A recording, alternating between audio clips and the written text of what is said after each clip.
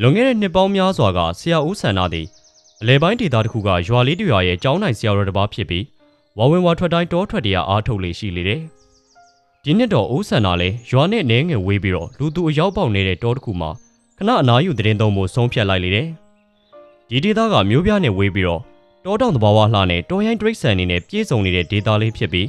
းလူလဲအနေနဲ့ကကြေးလဲရဲ့သဘာဝကိုပိုပြီးပြင်းတဲ့နေရာလေးဖြစ်လေတယ်။အထူးသဖြင့်ဒီတောနဲ့ကပ်နေတဲ့နေရာပေါ့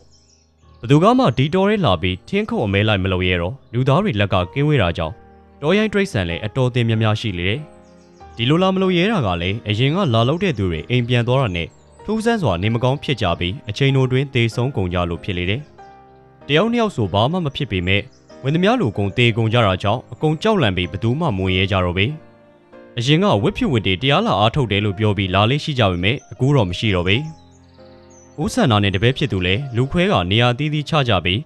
မနက်အာယုံတက်မှဆုံးခံတူကြွကြမှာဖြစ်လေတယ်။ဦးဆန္ဒလည်းထိုညအတွက်ရှောက်လန်းနားမှာနေရာယူဖို့လှုပ်ထားပြီးတစ်ပင်ကြီးတွေကြောင့်တောရဲဝင်လိုက်တာနဲ့ချက်ချင်းနေအောင်ကမှောင်ကျသွားပေမဲ့ဦးဆန္ဒကတော့ပတ်ဝန်းကျင်ချင်းတွေကိုစိတ်ထဲမထားပေမဲ့ဖျားသာအာယုံပြုမြဲပြုနေလေတယ်။နေဝင်သွားတဲ့နဲ့ဦးဆန္ဒနေရာယူထားတဲ့နေရာနဲ့တိမ်မွေးတဲ့နေရာကနေကြားတကောင်ထွက်လာလေတယ်။ကြားဆိုတာအရန်အနေများတဲ့တားရိုင်းဆိုတော့ဦးဆန္ဒလည်းအနှဲငယ်လန့်မိတာပေါ့။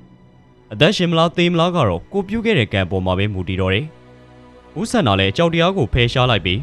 းစိတ်မှာတရားကိုမြဲမြံစွာအာရုံပြုကကြားကြီးကိုကြည့်ပြီးအေးချမ်းစွာပြောလိုက်လေတယ်။ဦးစင်းကလောကစည်းစိမ်တွေကိုဖျက်ပြီးတရားအထုတ်ဖို့ပဲလာခဲ့တာ။ဘသူကိုမှရန်ပြုဖို့မဟုတ်ဘူး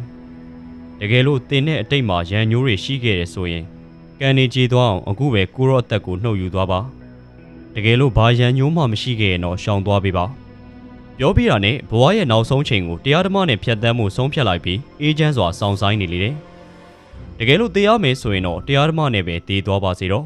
။အချိန်တစ်ခုကြာတဲ့အထိစောင့်ပြီးနောက်ဘာမှဖြစ်မလာပဲအမောင်တို့သာကြံခဲ့ပြီးကြာကြီးဘယ်ချိန်ထွက်သွားမှန်းတော့မသိလိုက်ပဲ။အတိတ်ကဝေကြွေးမရှိလို့အစာဖြစ်မစားတော့တာလား။ဒါမှမဟုတ်နတ်တေဝါတွေကကြားသွင်ဖန်ဆင်းပြီးစမ်းသပ်သွားတာလားမသိတော့ပဲ။ဦးဆန္ဒလည်းစိတ်ထဲမထားတော့ပဲနေရာကိုဝင်ကတရားအားထုတ်လေတော့တယ်။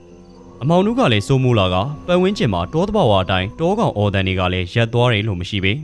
။ခဏကြာတော့အာယုံမေမပြူရသေးခင်ကြီးမားတဲ့ခြေတံကိုကြားလိုက်ရပြီးဒီလောက်ကြေလောင်တဲ့ခြေတံရဆိုခန္ဓာကိုယ်ကဘလောက်တူးတယ်ကြီးမားမလဲဆိုတာခံမှန်းလို့ရလေတယ်။ဒါပေမဲ့ခြေတံကလူလားတရိတ်ဆန်လားဆိုတာတော့မသိပဲ။ခြေတံကရှေ့တက်ကိုရောက်လာတဲ့အချိန်မှာဦးဆန္ဒလည်းမျက်လုံးကိုဖွင့်ကြည့်လိုက်တော့လူနှစ်ရက်စာလောက်မြင့်တဲ့လူပုံတရံအရာတစ်ခုရက်နေတာကိုတွေ့ရလေတယ်။ဒါပေမဲ့မျက်နှာကိုတော့သေချာမမြင်ရပဲ။ဦးဆန္ဒလည်းမေးလိုက်လေတယ်။တကားဘေကလာတာလေ။ဘာကိစ္စရှိလို့လဲ။ထိုရိတ်ကခဏငြိမ်နေပြီးနောက်ရှေ့ကိုခြေနှလန်းတိုးလာကကြောက်စရာကောင်းတဲ့အတန်နဲ့ပြောလေတယ်။ဒီနေရာထွက်သွားစမ်း။ဒါငါနေရာ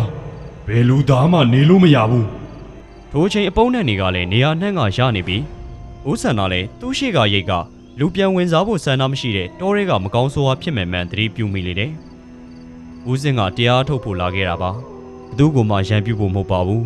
။ဦးဆန္ဒလည်းကောင်းတာနဲ့မကောင်းတာလှုပ်တင်တာနဲ့မလှုပ်တင်တာကုသိုလ်နဲ့အာကုသိုလ်ကိုရှင်းပြတရားချလိုက်တော့သူ့ရှိကလူသားမဟုတ်တဲ့အရာလေအေးချမ်းသွားကဦးဆန္ဒကိုသူ့ဘဝကြောင်လျှောက်လေတယ်။သူကအရင်ကစစ်သားဖြစ်ခဲ့ဘူးပြီးဒီမှာအသက်ခံရပြီးမြုပ်ခံရတာကြောင့်စိတ်ကဒီနေရာကိုပဲစွဲနေကအမုန်းတရားတွေပဲရှိနေတာဖြစ်လေတယ်။ဘယ်တရားဓမ္မကိုမှလည်းနာကြားရခြင်းလည်းမရှိပဲ။ပြောပြပေးတာနဲ့ထိုအရာလည်းပျောက်ကွယ်သွားပြီးဆရာတော်လည်းဆက်တရားအားထုတ်ကထိုညကဘသူမှထပ်မနှောက်ယှက်တော့ပဲ။ဦးဆန္ဒကြုံလိုက်ရတဲ့မကောင်းဆိုးဝါးမျိုးကဒီကနေ့နောက်ဆုံးချိန်မှာကြုံလိုက်ရတဲ့အမောင်တို့ကိုဆွဲပြုကပြန်မွေးဖွားလာတဲ့မကောင်းဆိုးဝါးမျိုးဖြစ်ပြီးထိုးဆွဲလန်းကိုလှုပ်ချဖို့ညင်းပယ်ကဒေါသတွေကြားမှာမကောင်းမှုကိုဆက်လုပ်နေကြတာဖြစ်လေတယ်။ဒီနေရာကိုသူ့နေရာလို့သတ်မှတ်ထားပြီးတော့တခြားသူဝင်လာပါကသူ့နေရာကိုလာလို့တဲ့ရန်သူလို့သတ်မှတ်ခါရန်ပြူခြင်းဖြစ်လေတယ်။ထို့သောရန်ပြူခြင်းခံရသူကကိုကျင်တရားကောင်းသူဆိုဘာမှမဖြစ်ပေမဲ့